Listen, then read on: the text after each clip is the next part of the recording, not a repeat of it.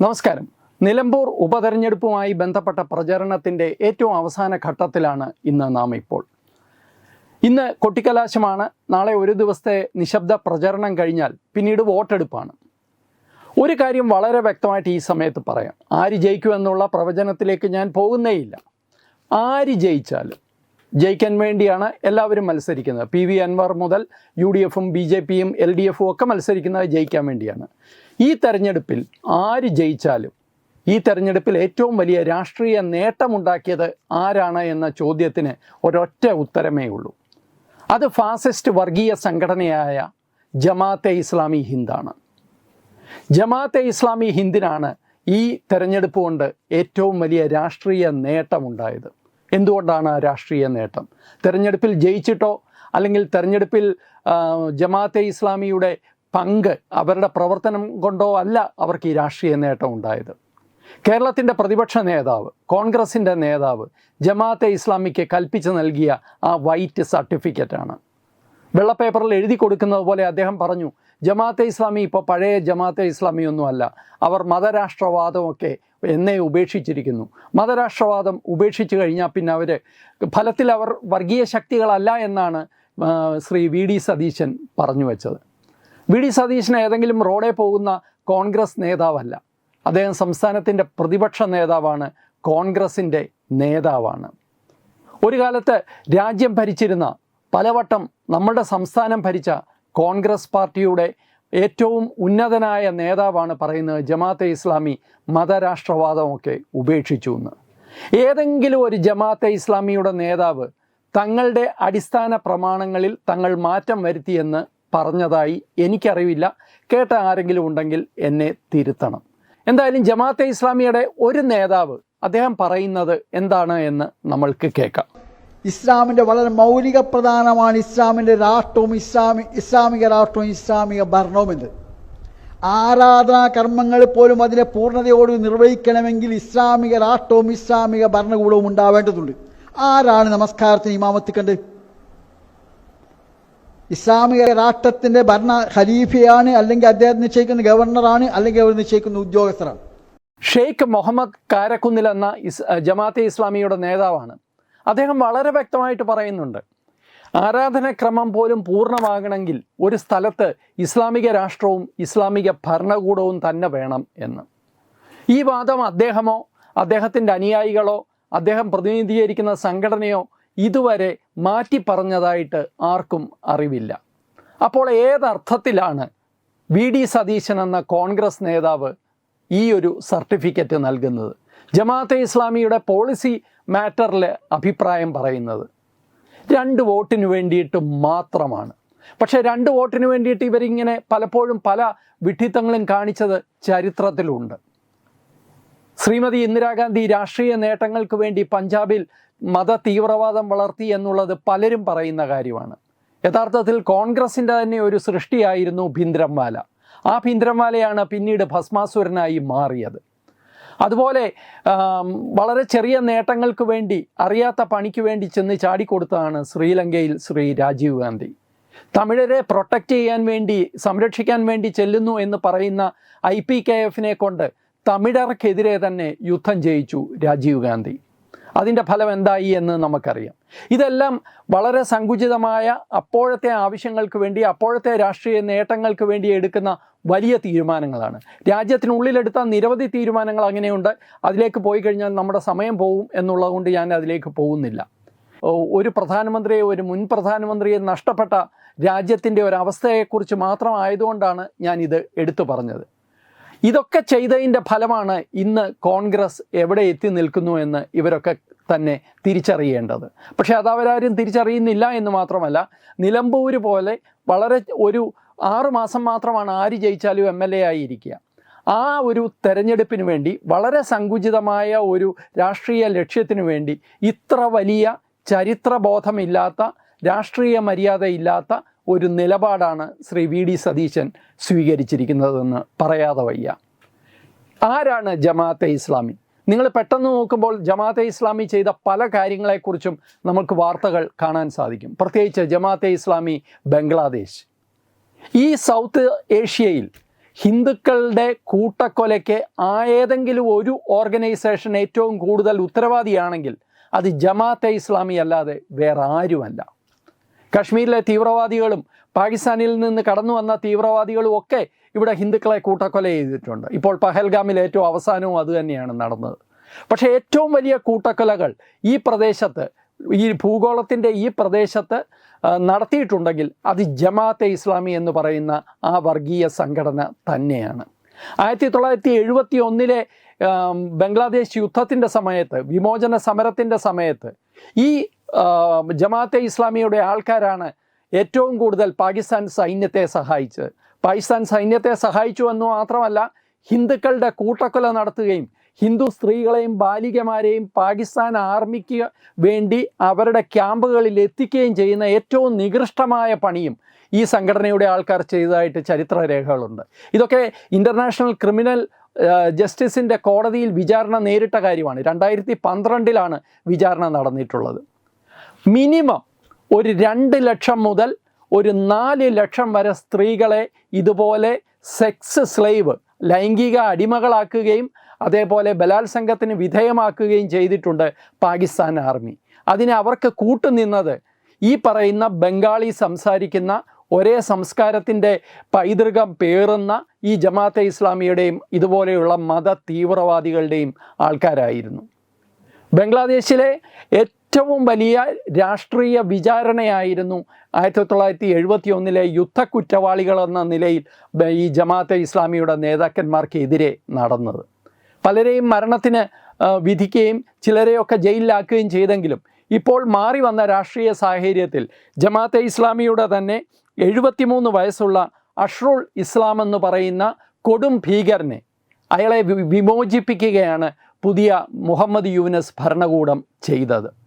അത് ബംഗ്ലാദേശിൽ പുതിയ കാര്യമല്ല. കാരണം ഈ കഴിഞ്ഞ ഓഗസ്റ്റിൽ നടന്ന വിദ്യാർത്ഥി സമരത്തിൽ ഏറ്റവും കൂടുതൽ നേട്ടം കൊയ്തത് ജമാഅത്തെ ഇസ്ലാമിയാണ്. കിട്ടിയ അവസരം ഉപയോഗിച്ച് അവർ ക്ഷേത്രങ്ങൾ കൊള്ളയടിക്കുകയും ഹിന്ദുക്കളുടെ വീടുകൾക്ക് തീ വെക്കുകയും ഹിന്ദുക്കളുടെ കൂട്ട പലായനത്തിന് കാരണമാകുകയും ഒക്കെ ചെയ്തിട്ടുണ്ട്. എന്ന് മാത്രമല്ല, 71 ആ കൂട്ടക്കൊല അതുപോലെ ആവർത്തിക്കാനും ഉള്ള ശ്രമങ്ങൾ അവിടെ നടന്നു. 71 പല സ്ഥലങ്ങളിലും നടന്ന കൂട്ടക്കൊലകളുടെ മരണസംഖ്യ ഞെട്ടിപ്പിക്കുന്നതാണ്. ജതിൻ ഭാഗ എന്ന് പറയുന്ന ഒരു സ്ഥലത്ത് മാത്രം നടന്ന കൂട്ടക്കൊലയിൽ 3000 ഹിന്ദുക്കളാണ് കൊല്ലപ്പെട്ടത്. 1971 റഹ്മൻ കാലി ക്ഷേത്രത്തിന് സമീപം നടന്ന ഈ കൂട്ടക്കൊലയിൽ കൊല്ലപ്പെട്ടത് 250 പേരാണ്. ഒരു ചെറിയ സ്ഥലത്ത് മാത്രം 250 പേരെ കൊന്നു. ഒരു വലിയ ഗ്രാമം ആക്രമിച്ചപ്പോൾ 3000 പേരെ കൊന്നു. അങ്ങനെ എത്ര പേരെയാണ് ബംഗ്ലാദേശിൽ ഹിന്ദുക്കളെ ഇല്ലാതാക്കിയത് എന്നുള്ളതിന് കണക്കും കയ്യുമില്ല എന്ന് പറയേണ്ടി വരും. പക്ഷേ ഈ റേപ്പ് ചെയ്തത് മാത്രം, ബലാത്സംഗം ചെയ്യപ്പെട്ടത് മാത്രം 2 ലക്ഷത്തിനും 4 ലക്ഷത്തിനും ഇടയിലുള്ള സ്ത്രീകളാണ് എന്ന് പറയുമ്പോൾ എത്ര ഭീകരമായിരുന്നു ഇവരുടെ നികൃഷ്ട പ്രവർത്തികളെന്ന് നമുക്ക് കാണാൻ സാധിക്കും.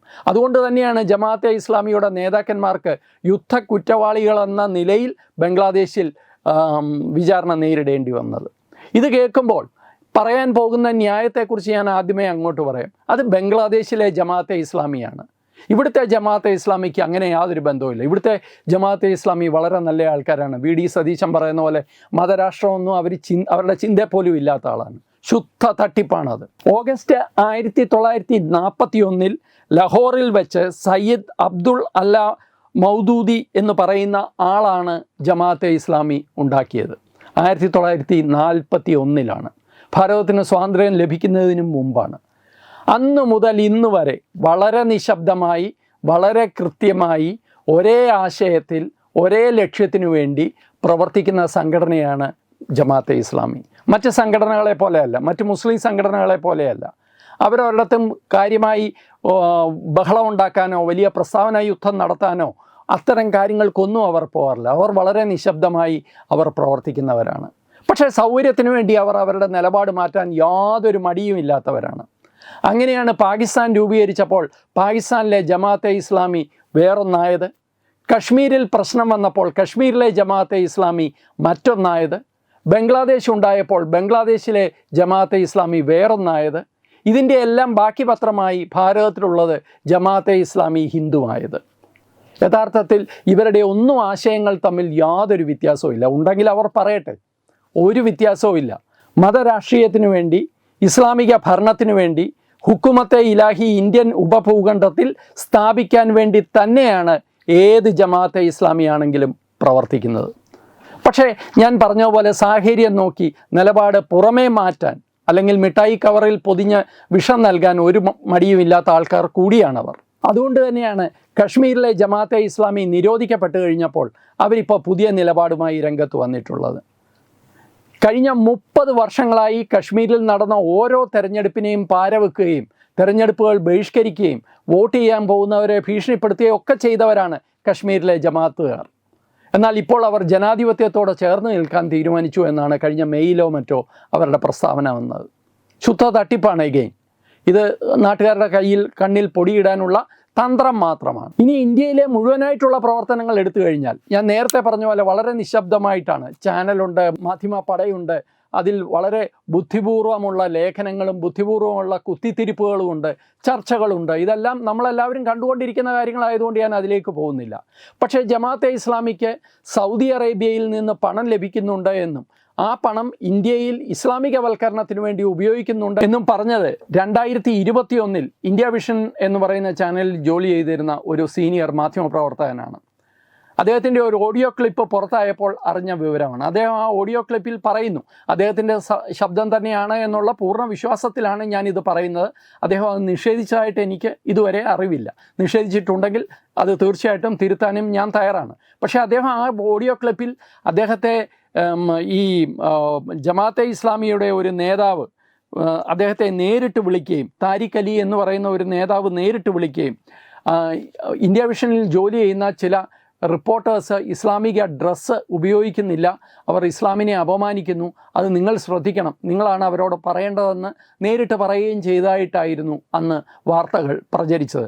എന്ന് മാത്രമല്ല, ഇദ്ദേഹം തന്നെ പറയുന്നുണ്ട്, സൗദി അറേബ്യയിലെ കിങ് അബ്ദുൾ അസീസ് യൂണിവേഴ്സിറ്റിയുടെ ഫണ്ടിങ്ങോടുകൂടി തന്നെ ഇന്ത്യയിൽ ഇസ്ലാമിക ഡ്രസ് കോഡ് നടപ്പാക്കാനുള്ള ഒരു പദ്ധതി ജമാഅത്തെ ഇസ്ലാമി നടത്തുന്നുണ്ട് എന്നും അന്ന് വാർത്തകളിൽ വലുതായി പ്രചരിച്ചിരുന്നു. ഇന്നിപ്പോൾ എന്തായാലും സൗദി അറേബ്യ ഈ ഫണ്ട് കൊടുക്കുമെന്ന് എനിക്ക് തോന്നുന്നില്ല. ഇന്നിപ്പോൾ ഫണ്ട് ലഭിക്കുന്നുണ്ടെങ്കിൽ അത് തുർക്കിയിൽ നിന്നായിരിക്കാം, മറ്റെവിടെ നിന്നെങ്കിലും ആയിരിക്കാം.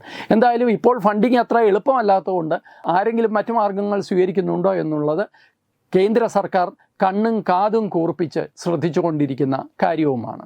പക്ഷേ ഇതൊക്കെ ഫണ്ടിങ് വന്നാലും വന്നില്ലെങ്കിലും ജമാഅത്തെ ഇസ്ലാമി രാജ്യത്തുണ്ടാക്കാൻ ശ്രമിക്കുന്ന വിയോജിപ്പിൻ്റെ, രാജ്യത്തെ ജനങ്ങളെ തമ്മിലടിപ്പിക്കാൻ, ഇപ്പോൾ നമ്മൾ ജമാഅത്തെ ഇസ്ലാമിയുടെ മതരാഷ്ട്രവാദത്തെക്കുറിച്ചും അവർക്ക് അവസരം ലഭിക്കുന്ന എല്ലാ സമയത്തും അവർ മറ്റ് മതവിഭാഗങ്ങളിൽപ്പെട്ടവരോട് അനുവർത്തിക്കുന്ന കാര്യങ്ങളെക്കുറിച്ച് അല്ലെങ്കിൽ സമീപനത്തെക്കുറിച്ചും പ്രവൃത്തികളെക്കുറിച്ചും ക്രൂരമായ നിഷ്ഠൂരമായ ആക്രമണങ്ങളെക്കുറിച്ചും ഒക്കെ ചോദിച്ചാൽ ഉടനെ തന്നെ അതിനുത്തരം പറയാതെ ഹിന്ദു സമൂഹത്തിൽ ബ്രാഹ്മണർ പീഡിപ്പിച്ചു അല്ലെങ്കിൽ ദളിതരെ ബ്രാഹ്മണർ പീഡിപ്പിച്ചു, ഹിന്ദു സമൂഹത്തിലെ ജാതി വിവേചനത്തിനെതിരെ ഞങ്ങളാണ് പോരാടുന്നതെന്നൊക്കെ പറഞ്ഞ് മറ്റൊരു ഭാഷ്യം ചമയ്ക്കാനാണ് അവർ എപ്പോഴും ശ്രമിക്കുക. ഹിന്ദു സമൂഹത്തിൽ ജാതി പ്രശ്നമുണ്ട്, ആ ജാതി വിവേചനമുണ്ട്, അതിനെ ജാതിയെ അപ്രസക്തമാക്കിക്കൊണ്ട് ഹിന്ദു സമൂഹം മുന്നോട്ട് പോവുകയും ചെയ്യും. കാരണം ഹിന്ദു സമൂഹം ഇത്തരം പരീക്ഷണങ്ങളൊക്കെ കടന്നാണ് ഇതുപോലെയുള്ള ആക്രമണകാരികളുടെ 1000 വർഷങ്ങളുടെ ആക്രമണം കടന്നു തന്നെയാണ് ഇന്ന് ഹിന്ദു സമൂഹം അതുപോലെ നിൽക്കുന്നത്. ഇന്ന് ഹിന്ദു സമൂഹത്തിലെ പിന്നോക്ക വിഭാഗക്കാർക്കാണ് ഭൂരിപക്ഷം.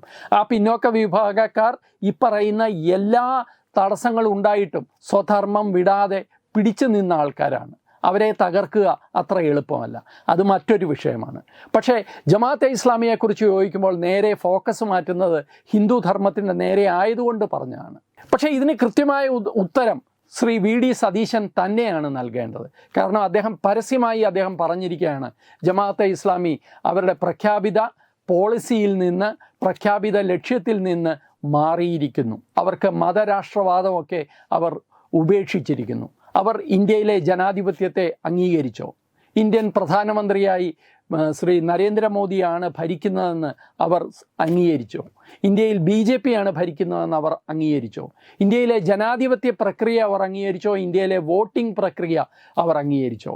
ഇതിനെല്ലാം ഉത്തരം തന്നാലല്ലേ ശ്രീ സതീശൻ താങ്കൾ ഈ പറഞ്ഞ ഒരൊറ്റ വാചകത്തിൽ പറഞ്ഞു തീർത്ത ഈ വലിയ പ്രത്യാഘാതങ്ങളുള്ള പ്രസ്താവനയ്ക്ക് മറുപടിയാകുകയുള്ളൂ. ഈ ഒരു പ്രസ്താവന എങ്ങനെ നിലമ്പൂർ തെരഞ്ഞെടുപ്പിനെ ബാധിക്കുമെന്ന് എനിക്കറിയില്ല. പക്ഷേ ഒരു കാര്യം ഉറപ്പാണ്, കോൺഗ്രസിൻ്റെ സംസ്ഥാനത്തെ പരമോന്നത നേതാവ് ജമാഅത്തെ ഇസ്ലാമിക്ക് കൊടുത്ത ഈ ഗുഡ് സർട്ടിഫിക്കറ്റ് കാലാകാലങ്ങൾ അവർ ഉപയോഗിക്കുകയും ചെയ്യും. അവരുടെ രാഷ്ട്രീയ വെള്ളപൂശൽ പ്രക്രിയയിൽ അത് ഏറ്റവും വലിയ ഒരു ആയുധമായി മാറുകയും ചെയ്യും. നമസ്തേ.